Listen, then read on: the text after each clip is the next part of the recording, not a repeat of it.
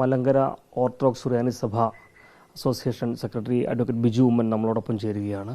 ഈ ഒരു തെരഞ്ഞെടുപ്പിൻ്റെ പടിവാതിക്കൽ എത്തി നിൽക്കുമ്പോൾ എന്തെല്ലാം ഘടകങ്ങൾ അടിസ്ഥാനമാക്കിയായിരിക്കും സഭ നിലപാടുകൾ സ്വീകരിക്കും?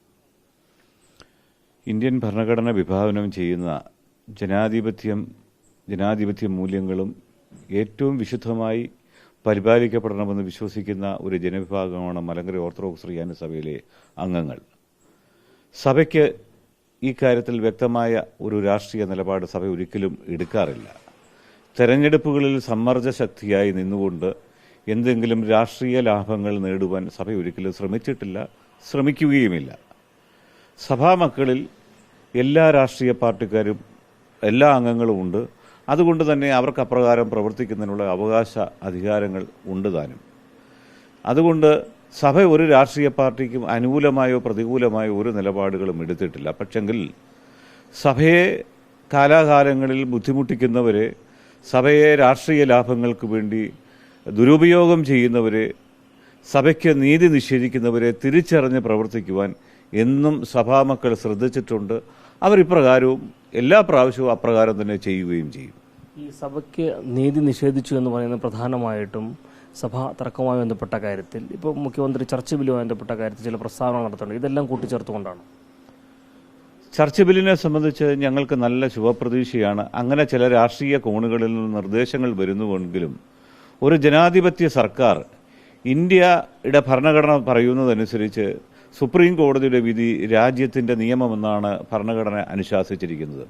ആ ഭരണഘടനയെ ബഹുമാനിക്കുന്ന, ആ ഭരണഘടനാനുസൃതമായി പ്രവർത്തിക്കുന്ന ഒരു സർക്കാർ, ഒരു ജനാധിപത്യ സർക്കാരും രാജ്യത്തിൻ്റെ നിയമങ്ങളെ അട്ടിമറിക്കുന്ന ഒരു നിയമനിർമ്മാണവും നടത്തുകയില്ല എന്ന് വിശ്വസിക്കാനാണ് സഭ ആഗ്രഹിക്കുന്നത്.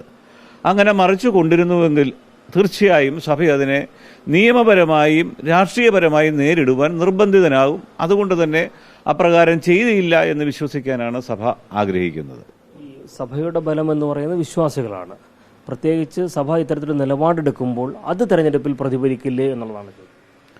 തെരഞ്ഞെടുപ്പിൽ പ്രതിഫലിക്കുന്നില്ല എന്നും ഇപ്പോൾ പറയുന്നില്ല. ഒരു സാങ്കല്പികമായ ഒരു ചോദ്യം ഒരു നിർദ്ദേശം മാത്രമാണ് ബില്ല് എന്ന് പറയുന്നത്.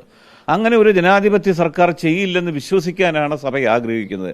അങ്ങനെ ചെയ്താൽ തീർച്ചയായും അതിനെ എല്ലാ തരത്തിലും, ഞാൻ മുമ്പേ ആവർത്തിച്ചതുപോലെ തന്നെ, അതിനെ നിയമപരമായും രാഷ്ട്രീയപരമായും തന്നെ നേരിടുവാൻ സഭ നിർബന്ധിതനാകും. ഒരു മറുപക്ഷത്തിൻ്റെ ഒരു യോഗവേദിയിൽ പോയി മുഖ്യമന്ത്രി പറഞ്ഞിട്ടുള്ള ഒരു പ്രസ്താവനയോട് നിൽക്കുന്ന അതേ അമർഷം തന്നെ സഭയ്ക്ക് ഇപ്പോഴും ഉള്ളിൽ നിൽക്കുന്നുണ്ട്. സഭാമക്കൾക്ക് ആ കാര്യത്തിലുള്ളൊരു വിദ്വേഷമാണ് മാർത്തോമൻ പൈതൃക സമ്മേളനത്തിൽ കോട്ടയത്ത് വ്യക്തമായി പ്രതിഫലിച്ചത്. ഈ മറ്റൊന്ന് പ്രധാനമായിട്ട് റബ്ബർ അധിഷ്ഠിതമായി നിൽക്കുന്ന ഒരു പ്രദേശമാണ് നമ്മുടെ ഈ മധ്യകേരളം. അപ്പോൾ ഈ റബ്ബർ വില ഉയരുന്ന ഒരു സാഹചര്യത്തിൽ നമ്മുടെ നാട്ടിലെ കർഷകർക്ക് അതുമായി ബന്ധപ്പെട്ടുള്ള അനുബന്ധ വില ലഭിക്കുന്നതിനോ വില ഉയരുന്നതിനോ സാഹചര്യങ്ങൾ ഒരുങ്ങുന്നില്ല. ഇതെല്ലാം തന്നെ ശരിക്കും പറഞ്ഞാൽ ഒരു കേന്ദ്ര സർക്കാരിൻ്റെ ഭാഗത്തുള്ള വീഴ്ചയായിട്ട് കർഷകർ ചൂണ്ടിക്കാണിക്കുന്നുണ്ട്. സംസ്ഥാന സർക്കാരിൻ്റെ ചില വീഴ്ചകളും ഇതിലുണ്ട് എന്ന് പറയുന്നുണ്ട്. എങ്ങനെയാണ് സഭ ഇതിനോടുള്ള? കർഷകരെ സംരക്ഷിക്കുന്ന കാര്യത്തിൽ നേരത്തെയൊക്കെ കേരളത്തിലെ രാഷ്ട്രീയ പാർട്ടികൾ എല്ലാവരും കക്ഷി രാഷ്ട്രീയ വ്യത്യാസമില്ലാതെ ഒറ്റക്കെട്ടായി നിന്നിട്ടുള്ളത് എന്നും ചരിത്രത്തിൻ്റെ ഭാഗമാണ്. ഈ കാര്യത്തിൽ ആ ഒരു കൂട്ടായ്മയായ ഒരു പ്രവർത്തനം ഉണ്ടാകുന്നതായി കാണുന്നില്ല.